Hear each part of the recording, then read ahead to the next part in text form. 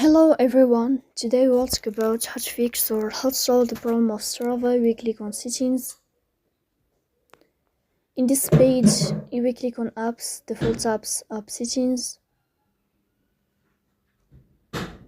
Here in this list, you will scrolling down until you find this application of Strava. Then we click on first stop and we click OK. Here you will enter to the window of storage. Then we click on clear cache. In the end, you can turn off your phone and you can wait a moment to restart your phone again. If it's not working with you, then you can just update your app on Play Store.